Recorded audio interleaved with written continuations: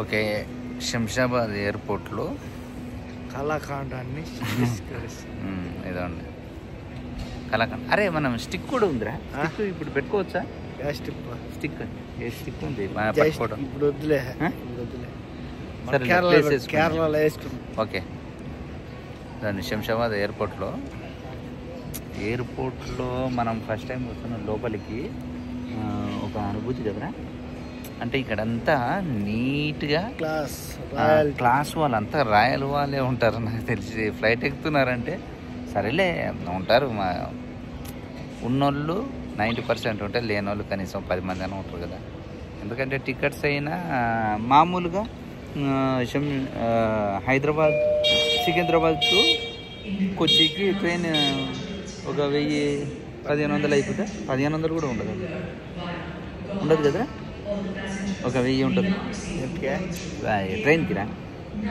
మనం ఇప్పుడు 5000 వెళ్ళడానికి 5250 GST ఇండిగో ఫ్లైట్కి.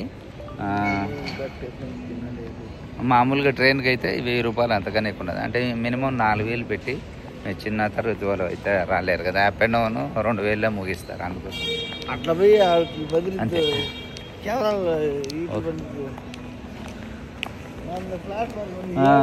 అరే దాదాపు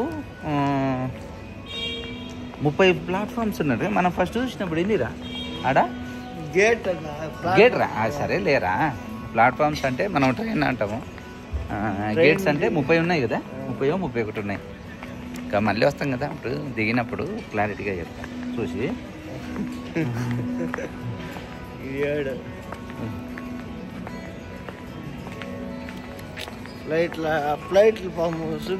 అవే 5వది కన్నా 6వదేరా ఇది.